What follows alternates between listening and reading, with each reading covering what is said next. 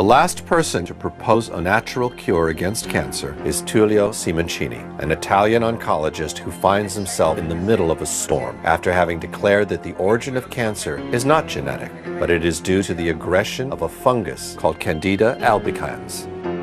Based on this hypothesis, Dr. Simoncini treats cancer with sodium bicarbonate, which is one of the strongest enemies of fungi in nature.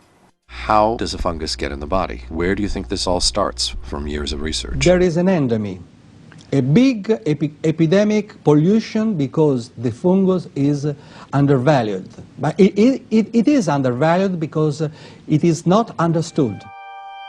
From the very beginning of his studies, Dr. Simoncini felt the need to reconsider the cancer paradigm from scratch and began looking for a different origin of the disease. What puzzled him the most was the fact that all tumors behave in the same way, even though they appear completely different from one another. Then he started looking for a common denominator and eventually found one. Most cancers appear white. These tumor specimens show the devastating impact the disease can have on the body. This is a liver riddled with cancer. The white bubbles are all tumors. If you enter the body and you reach an organ affected by the cancer, you can see that the lumps are always white. Sometimes it is covered with blood or with the defense reaction, but in every post-mortem examination, scientists find the white lumps, the white masses, that is fungi. This is the pleura.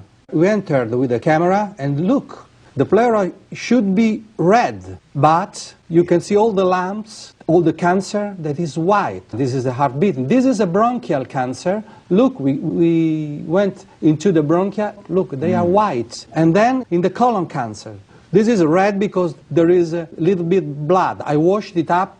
Now, look, it is always white. White like Candida. Candida albicans in Latin means glowing white. It should be clarified that the presence of fungi in tumors is nothing new in the medical world. All the scientists find in the oncologic world the cancer patients, when they die, they are all invaded by the fungi, but nobody wonders that it is the only microorganism present in cancer patients. Official oncology, however, believes that their presence in tumors is due to their opportunistic nature, which brings them to build colonies wherever they find a suitable environment. This belief, though, seems contradicted by a careful observation of the animal world.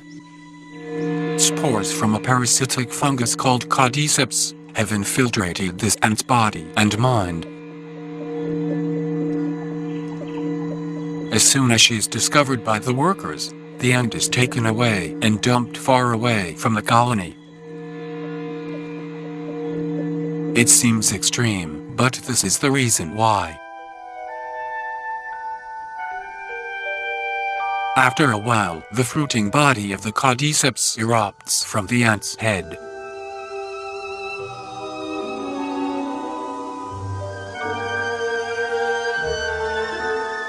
It can take 3 weeks to grow, and when finished, the deadly spores will burst from its tip.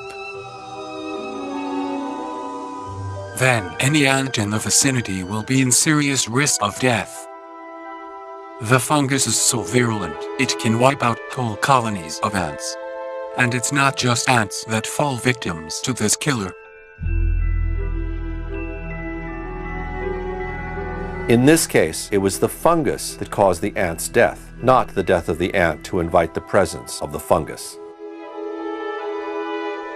What normally appears to be a simple opportunist is in fact a full-fledged assassin. Allora viene il dubbio, non sarà che viene prima debilita l'organismo e poi nel momento in cui la si vede è il momento della massima invasione? Chi ci dice che sia solamente un post hoc?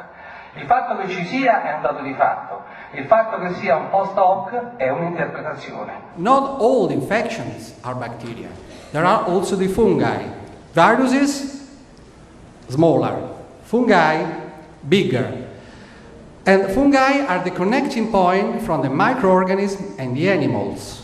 So they can enter in a body like microorganisms, and they can aggregate once they are inside, and they can build a big mass that has the power of an animal. Candida is a very familiar fungus, known especially to women, who sometimes experience an infection in their sexual organs.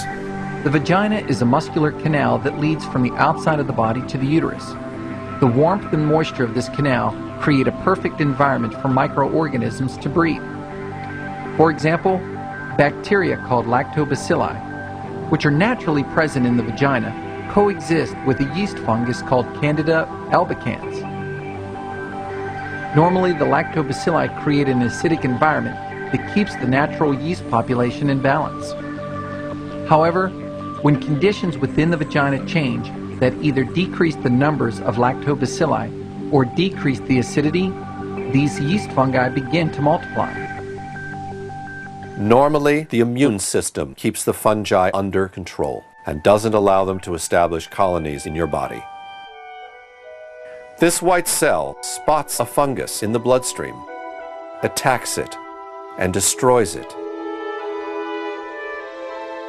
If the system's defenses instead get lower than usual, the candida can manage to aggregate into small colonies practically everywhere in the body.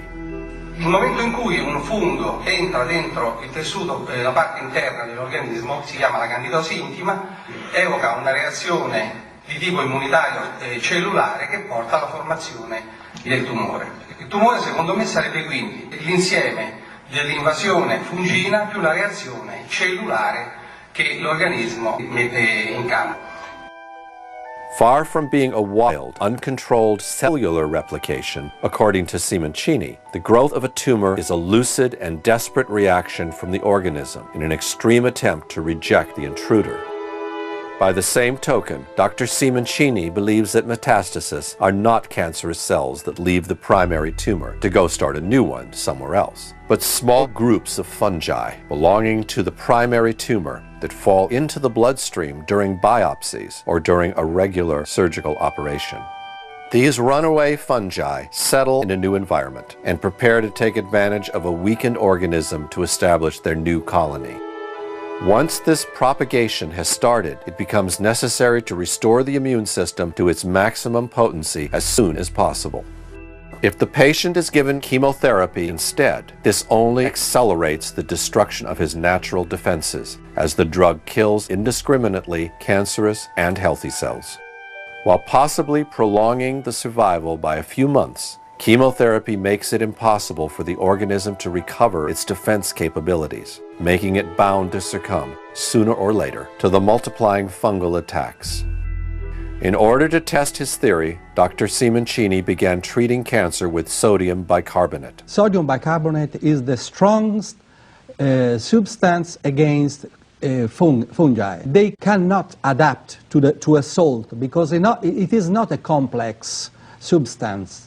That's why the antifungal drug, today's antifungal drugs are ineffective, because the fungi can adapt themselves in 3-4 days. For a fungus, you give an antifungal drug, you can kill the first layer, but the second layer they get used and they eat drugs, chemotherapy, everything. Gennaro San Germano is the first patient ever cured by Dr. Simoncini with sodium bicarbonate. In 1983 he was diagnosed with lung cancer and was given a life expectancy of 6-7 months at best. In 2006, 23 years later, he gave this interview. Buonasera. Buonasera, io mi chiamo Massimo. Mi sembra di parlare con una persona molto fortunata, mi sembra di capire, giusto? Sì, molto fortunato, veramente. Perché gli pensi... Molto fortunato, ma grazie a Dio al dottore Simoncini. Ho incontrato con fortuna perché mi hanno detto che ne fa un altro ricovero. Perché la macchia si stava allargando quando sono andata alla visita. E ha detto vieni da me, sono andato con la cura che mi ha dato lui, con grazia di Dio. E ci ha messo, mi diceva la moglie, ci ha messo 8-9 mesi a guarire? Sì, oltre 9 mesi. Però se n'è andato via tutto il tumore? Sì, per grazia di Dio, sì, che hanno ritrovato che è andato via. Non credere, però a me è andato bene. Già è lì, infatti dice... Ecco, perché mi ha detto che c'aveva 6-7 mesi di vita addirittura. Lei non ha fatto nessun'altra cura insieme a Simoncini, cioè lei è sicuro che l'ha guarita questa cosa qua? Sì. Non ha fatto nient'altro? La cura di Simoncini, altri non sono andati. Adesso solo che qui qualche raffreddore, la febbre, mi hanno un altro medico. Vabbè, chiaro, è normale. Allora, comunque la cura là me l'ha fatta solo lui. Non ha fatto nient'altro insieme? No. Ho capito. After a few successful treatments, Dr. Simoncini presented his documentation to the Italian Department of Health, hoping that his theory was put to test under proper scientific protocols. Not only were his findings completely ignored, but Dr. Simoncini ended up being disbarred from the Italian medical order for having prescribed cures that had not been approved by the authorities. This is rather unfortunate, as even the ancient Hindu books of medicine prescribe the use of sodium bicarbonate against cancer. Alkali of strong potency should be used in diseases arising from anula, schlesma, maida, cancerous growths, and such others which are very difficult to cure. This book is over 1,000 years old. As soon as the news of his treatment started to circulate, Dr. Simoncini became the target of a major smear campaign orchestrated through the Italian media, in which he was treated as a charlatan and a swindler. Amici di Striscia, oggi vi parleremo di un personaggio che dice di curare i tumori con il bicarbonato. Seguiteci. Buonasera, Jimmy Ghione, Striscia la notizia. Come va? Niente, lascia. Senta, ma com'è questa storia del bicarbonato? Ci può raccontare com'è che si curano i tumori con il bicarbonato? E ci può raccontare un po' com'è questa storia? Se basta il bicarbonato per curare i tumori. Aspetti che vedi scendo. No, aspetti che scendo. Ma perché fa così? Dr. Simoncini was also repeatedly sued for wrongful death, and in one case sentenced to 3 years in prison for having allegedly caused the death of patients who had undergone his treatment. The media seized greedily on the trials, delivering the final blow to Dr. Simoncini's credibility. Professor Francesco Cognetti, direttore scientifico dell'Istituto Nazionale dei Tumori di Regina Elena di Roma, uno dei più importanti oncologi italiani. No, perché quando parliamo di medicina e anche di cure innovative bisogna stare attenti. Dice quest'uomo, sto Simoncini, è un fungo, il tumore è un fungo e si cura col bicarbonato di sodio. L'impressione immediata di un grande medico. Beh, una tesi bizzarra, voler essere ottimisti, e direi che è pazzesco, non c'è nessuna dimostrazione che ci siano rapporti tra infezioni fungine e neoplasie, né tantomeno che i funghi siano l'unica causa di cancro, come sostenuto dal dottor Simoncini. Possiamo dire con assoluta certezza che il bicarbonato di sodio al tumore purtroppo non gli fa nulla, se no sarebbe stato molto semplice assolutamente affrontarlo. nulla, ma può essere, devo dire, anche pericoloso, perché se somministrato a dosi importanti può determinare squilibri metabolici importantissimi che possono compromettere la funzione renale, la funzione respiratoria, la funzione cardiaca, cerebrale, e quindi è un farmaco che, se somministrato a dosi importanti, può determinare anche la morte. The paradox is that Tullio Simoncini is not an alternative doctor, nor is he against the system at all, but he is possibly the most allopathic and orthodox of them all. Io penso che la strada per far fuori il fungo dentro, fuori e anche il tumore sia quella di concepire degli antifungini a cascata sequenziale. Il concetto in chemioterapia esiste, le terapie sequenziali fatte a cicli, eccetera, eccetera. Perché bisognerebbe scogitare degli antifungini che sono efficaci in un primo momento, come il fungo varia, cambiare l'antifungino in funzione della variazione del fungo e così stargli dietro secondo le variazioni, però dovrebbero venire in campo le case farmaceutiche in questo momento, che adesso non capiscono questo grosso affare che c'è sotto. Loro vedono la multinazionale che fa, vede il pericolo dell'azzeramento dei chemioterapi eccetera e fa guerra, fa terreno bruciato a tutti, chi dice qualsiasi cosa gli taglia il collo. In the meantime, he has perfected special techniques that allow him to deliver the sodium bicarbonate next to the tumor in order to obtain the maximum effectiveness with a minimum amount of sodium bicarbonate. Sodium bicarbonate is effective if you can put in contact the sodium bicarbonate with the cancer. So, If you want to reach the prostate cancer, you have to locate before a catheter in the potenda artery that reaches the prostate. Then you can administer through a port cat connected to the catheter the sodium bicarbonate directly to the prostate and kill fungi, because the concentration of the salt is very high, because you used the artery that is directly feeding the organ. Instead, for the cavities, pleura, peritoneum, you have to locate a transperitoneal or a pleural catheter. Although considered only anecdotal material and not scientific evidence, there are now dozens of fully documented testimonies which appear on Dr. Simoncini's website that seem to support the validity of his innovative approach to cancer. This therapy you're talking about, sodium bicarbonate delivered directly into the tumor site, I wonder where the harm is. Seems like a very harmless therapy. It isn't a potent, dangerous medicine. No, it's not dangerous, because there is a remote possibility of infection, but there is the life on the other hand.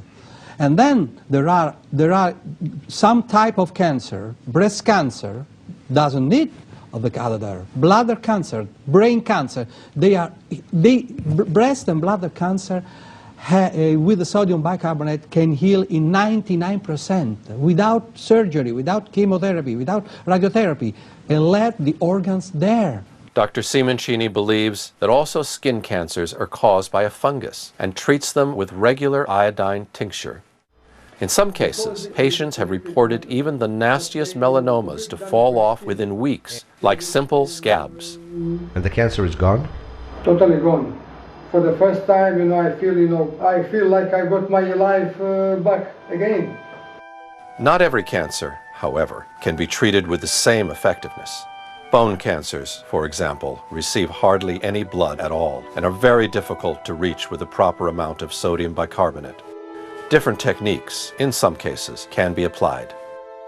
The last testimony is from someone who found himself on both sides of the fence at the same time. A doctor who got cancer. Io mi chiamo Carmelo Lombardo. Di mestiere? Mestiere faccio il medico. After the removal of a primary tumor in the bowel, Dr. Lombardo learned he had some metastasis in his liver. Just before undergoing the liver surgery, he learned that he had also developed a metastasis in each of his lungs. Ormai avevo detto vabbè, quando sono stato operato dai miei cari non l'ho detto, però pensavo di avere se no 1 anno e mezzo, 2 anni, forse. After returning home, Dr. Lombardo found out about Dr. Simoncini's therapy and chose to use the ports that had been prepared for the chemo to introduce the bicarbonate solution instead. Ah, quindi lei aveva il port per la chemio e invece l'ha usato per infilare il bicarbonato? Il bicarbonato, sì. Il port dove ce l'aveva esattamente? Il port ce l'ho all'altezza della seconda costola, precisamente hanno incannulato la carotide interna e raggiunge la cava superiore. After a few cycles of sodium bicarbonate, a CAT scan revealed both tumors had disappeared from his lungs. Con esame fatto con mezzo di contrasto e senza contrasto non si apprezzano lesioni né di tipo primitivo né di tipo secondario. Lei ha un messaggio da dare ai suoi colleghi medici? Di qualcosa? Ai colleghi medici sicuramente, io dico una frase che dico sempre: la verità a volte è davanti alla punta del nostro naso, ma è talmente vicina che non riusciamo a metterla a fuoco, quindi a vederla. Quindi cerchiamo, e poi un'altra cosa, la verità non esiste una verità. La verità non è qualcosa che tu puoi pensare di possedere. La verità è ricerca. La verità la trovi soltanto se ampi i tuoi orizzonti, se allarghi il tuo modo di vedere.